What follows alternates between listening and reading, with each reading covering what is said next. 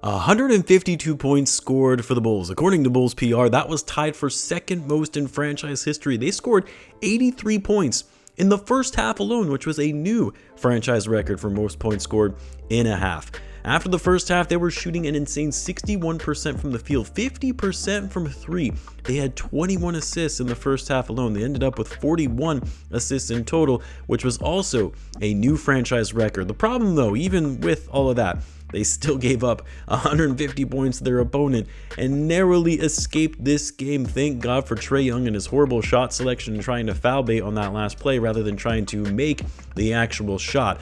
I'm actually shocked he didn't try to go for the three for the win, or hell, even try and foul bait and draw a foul on a three to get 3 free throws for the win, but the refs saw right through it. They didn't call anything. Trae misses at the buzzer and the Bulls come away with their third straight win. How about that? 3 straight wins after losing so many games to all the worst teams in the league.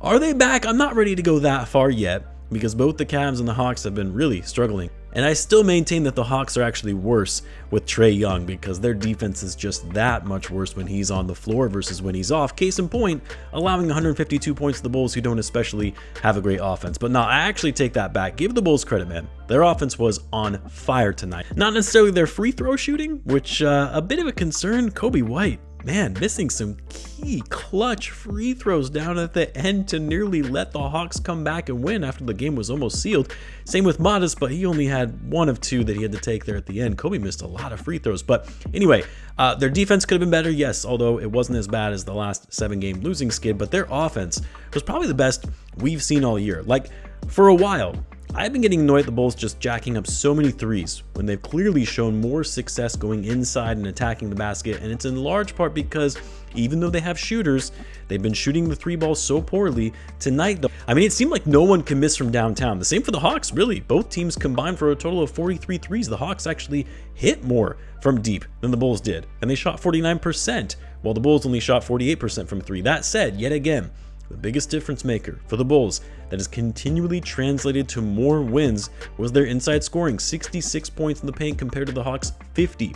Josh Giddey was getting it done around the basket. Kobe was making strong drives to the hoop. Modest could not miss tonight. He only missed 1 shot and it was from 3. That was the only miss in this game. The last 2 games now, he hasn't missed a shot from 2-point range. Just some insane efficiency from Modest Buzelis, a new career high, 7 threes. He was 10 for 11 overall, 7 for 8 from 3, 28 points, also added on 2 blocks as well. Played solid interior defense, especially on Jalen Johnson in times when they were matched up against each other. It's good to see Modest getting that stroke back because he's really struggled shooting it from 3 so far this season, shooting just 31%.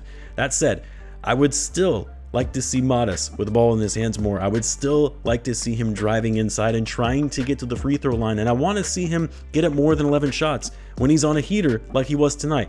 Because here's the thing, when Modest is playing like the way that he did tonight, and like we saw the other night against the Cavs, that completely changes the compete level of this team. It changes the overall scheme on offense when you have another athletic wing that is a threat to put the ball in the hoop. Like, again, I'm not saying, these 3 straight wins means the Bulls are back on track from what we saw at the beginning of the year, but Modest taking these kinds of leaps really takes this team to another level because as good as Josh Giddey is, we know that he's not an elite level scorer. That's just not part of his game to be one of those guys that's going to give you 25, 30 points a night. Modest being that guy changes the dynamic of this team. Also, man, Isaac Okoro has low-key really shown why he's so critical for this roster. Like, a lot of people, like to say that Okoro doesn't really do much of anything, and what's the point of even having him in the starting lineup? Man, he's the energizer on defense that this team so desperately needed when they were losing all those games when he was out. Like, you see it now, his impact on the floor, and how much the team's energy and effort level has completely changed since him coming back. Now, he's got to learn to not commit so many fouls when he's playing his tenacious defense, getting up in guys' faces. He fouled out of this game after only playing 19 minutes, but he's added another level of competitiveness that the Bulls weren't getting before. And he's also been more efficient on offense, by the way. At the beginning of the season, it seemed like the guy couldn't buy a basket. His overall shot selection has been much better. He's making the right reads and cutting the basket and getting himself open. 14 points in 19 minutes and was 6 for 7 from the floor. Josh Giddey so close to yet another triple-double, 19, 9, and 12, also 2 steals and only 1 turnover. That's the other thing about Josh. His overall turnovers are trending downward, which is great. He's able to make the right passes and navigate around screens with his ball handling now that the team is fully healthy again, and there's more continuity in the way the offense is being run. I can't believe I just said that word. Continuity should be banned from all Bulls talk going forward. But anyway, great game from Josh. He is making a case for himself to be an all-star this season. The 41 assists, though, that was the most impressive thing to me about this game, because the biggest concern I had with this team when they were seeing all those losses was that they had completely lost their identity on offense from what we saw at the start of the year.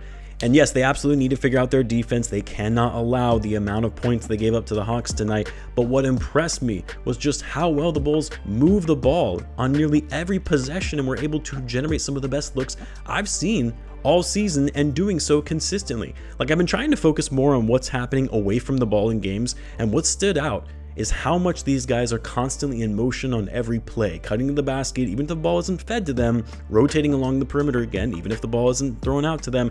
That wasn't happening just a couple weeks ago, where guys were standing around, and for the life of me, I could not figure out why. Why, when you have one of the best passers in the game, a guy with insane court vision, that you aren't always just moving without the ball, that if you can find yourself open, Giddey will find you. He'll make it happen.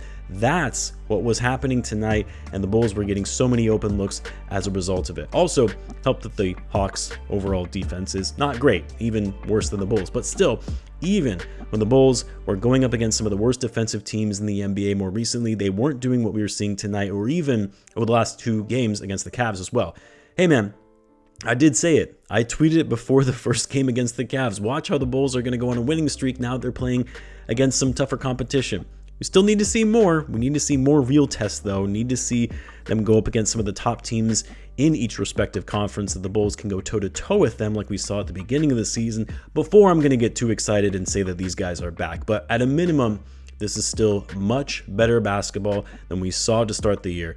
Sorry the video was a little late. I had some family commitments to tend to after the game. Sometimes that happens in an afternoon game. I do prefer nightly games, but it is what it is. Let me know what you guys thought of the game. Let me know in the comments. As always, be sure to subscribe, and I will see you in the next one.